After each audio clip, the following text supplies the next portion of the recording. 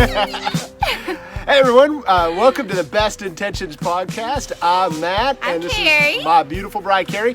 Hey, and our goal with this podcast, as always, in this video, if you're watching us on video, is we want to share what we know, what we've learned, what we've experienced to help you have the very best relationships you can have. Be it relationships with your spouse, relationships with your children, or just with your coworkers, friends, or neighbors. Anybody. Mm-hmm. And so we want to help you do that, and that's what we try to do every week, is give you a little tip. And this week's aim is what, my dear? Self-care. How can we really have good relationships if we're not taking care of ourselves, right? Hey, and so one of the reasons I'm making this up on the spot that we are outside is because it is gorgeous right now. It is beautiful. My wife said I want it to be outside, and so I suggest. Hey, but here's one of the thoughts: is you're going to hear some traffic go by. If you hear that, I hope it's not too much of a distraction. But part of the challenge with self-care is there is constant distraction. There is going to be something that is constantly pulling you, working at you to keep you from doing the things that would be best for you. I don't know what you want to call that. In like our tradition, is it the enemy? Is it a force? Is it just our own desire for something that we shouldn't want? So as we talk about self-care, pay attention to how you have to focus on the words, because the best part about self-care is you have to focus on being intentional. Yeah, absolutely. So we really got the idea for this podcast because we were asked to be the guest speakers for our daughter's Girl Scouts troop. And so as we started brainstorming, and we've done a whole lot of trying to figure out what it means to take care of ourselves. So we come to you with this, also letting you know we've learned some things, but we're still learning. And we didn't make all this stuff up. This is all stuff that really, in a lot of ways, we've learned from trial and error and from some great people in our lives that taught us this. Absolutely. And so the first thing with self-care is not what you might think. It's not, hey, I have to go be proactive. One of the best ways to take care of yourself is to stop bad things from happening. We actually did a little activity with the girls last night, and as we were thinking about this, of course, we were kind of detailing it to where adults can pick it up and apply it to their lives, but we started out with an activity. Actually, Matt was like, why don't we do red light, green light? And I was like, do you guys remember that game? How does that relate at all? Red light, green light, red light, green light. I mean, I fell on my face one time trying to stop in time so I didn't get put out. You know, though, one of the things as he was leading it, I mean, even up until we were leading it, I'm like, God, does this really relate to, I'm just going to go with it. But I loved it because, you know, sometimes in order to be able to go forward with having self-care, we need to know, like, what our triggers are. We need to know the things that we need to stop or fix before we can figure out what to do. So to that end, you've heard us talk about this before, but we want to go in a little bit more detail today. One of the best tips, tools, techniques I've learned, and I learned it in a seminar 20 some odd years ago, for self-care is the word halt. Halt. H-A-L-T. Halt. And so you want to stop, you want to halt, you want to be very careful of the choices you make when, here you go, halt. Hungry, angry, lonely, or tired. So, you know, when we think of hungry, I mean, hunger is not a bad thing. Like, that's a signal saying we need to eat, we need to take care of our body. But we've learned along the way that there are some things that are, you know, first of all, if you're not taking care of that need, you can get just grumpy or hangry, you know, which I know y'all know what that is. Hangry, I was trying to figure, how do you do angry tired? I'm angry tired. Have you been angry tired? Is that tangry? Tangry. Or I ired? like that. Aired? I don't know. Okay, so anyways, focus. What, I think you said something about focus on the words. I don't know what it is. Did you hear that? That was a big try. All right, so, but going back to hungry, some of the things that we've learned too is that, you know, simple little tips. Are you staying hydrated? I know that sounds so simple, but I know that when I am not hydrated with some good water, some good stuff like that, that I have a difficult time focusing, and it does impact cognition almost. I've learned that too, and there are many times where I realize I think I'm hungry, but I'm not really hungry. I'm emotional, I'm tired, I'm lonely. I want to fill a need that has nothing to do with my need for sustenance. It's something else. And so what it's like an emotional need, really. And the more I do that, the more I struggle with being angry, lonely, or tired, because Doritos are my go-to. And the problem that they do for me is they don't make me feel real good. So I end up not sleeping real well. See, and how it all plays together. So halt. When I'm hungry, when I'm angry, when I'm lonely, or I'm tired, those are good times to stop. Yes. That's that red light where you just need to take a minute and figure out, maybe assess what is going on with you when you're feeling vulnerable. Well, so what's the green light then? And this is what we came up with. These are some ways to help get yourself unstuck, to get yourself motivated to feeling better and making wise self-care decisions. And the word that we came up with is JET. Yep. J-E-T. JET. And so what we want to give you with those words is this. We want you to consider journaling, to consider exercise, or to consider talking. Yeah. So JET, those things, journaling, exercise, or talking. Yeah, and so I want to come back to those in a minute, but I think my husband kind of jumped ahead. So we're going to... We have a list. We're going to halt. We are going to halt and go back to... definitely want us to move forward with JET in just a second, but let me halt us. And this is how real life works, you know? So we talked about hunger, we talked about anger. You know, anger is really interesting because I think sometimes we need to figure out why we're angry. Is it that you're holding on to something, maybe there's some unforgiveness, has someone really hurt you? And this is going to go along with our JET, which is why I wanted to bring Has your husband moved ahead before you were ready to? But that's okay. That's where grace comes in. And we need to give ourselves grace so that we can have self-care, right? Okay, so anyways, hungry, angry, lonely. I notice so many people when they are feeling vulnerable and down. I really jumped ahead.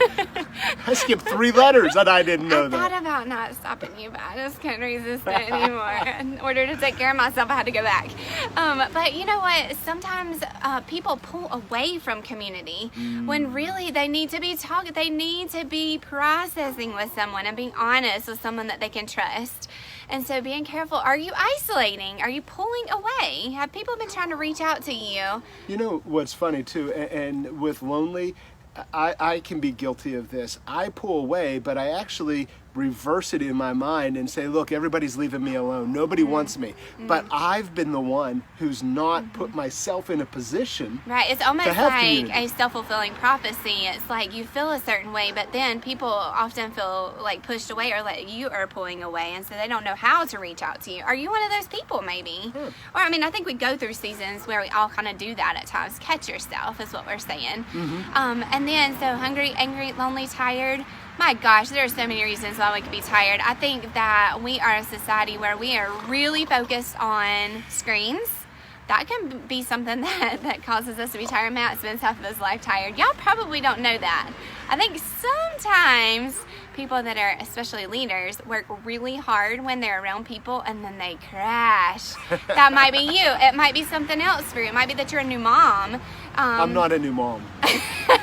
It could be all different reasons why we're tired. So that one doesn't work for me. Where maybe can you put some boundaries in your life? Do you like how I just keep talking even he interrupts? That's how I take care of myself. Can we jet yet?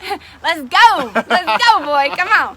Okay, Bring back to jet. Back to jet. Hey, sounds like a cool 90s word. Hey, man, I'm going to jet. But with that idea, what we said with journaling, exercise, or talking, all of these are ways to help you externalize the internal dialogue. Oh, that's good. So let me say that again. There are ways to externalize that internal, be it dialogue, struggle, tension, whatever, because it's that internal tension that holds us back from self-care. Right. And so these are ways to help kickstart self-care. Well, you know, and I think people attempt to do that in a number of ways.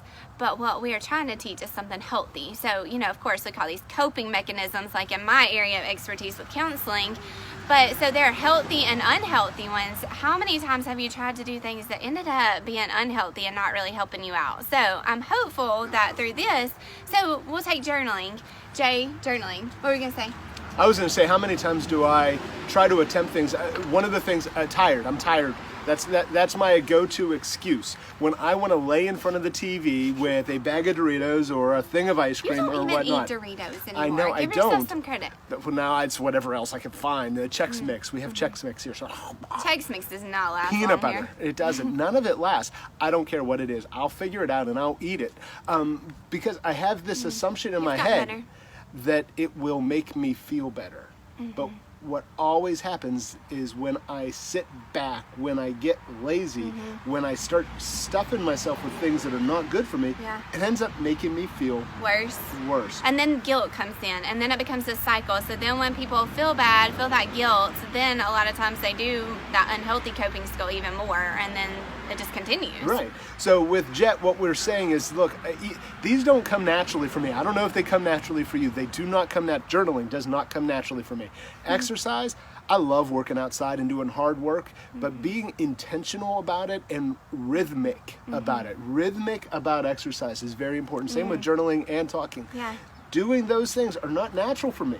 Well, and I would say, I think one of the things, it is good to find a rhythm, but I think we have to be careful too, because sometimes we've got to make sure we don't set the goal so high that we set ourselves up for failure. So I can remember when Matt started exercising, I'm going to pick on him for a second because I can, and he'll still love me and stay married to me. But anyways, you best.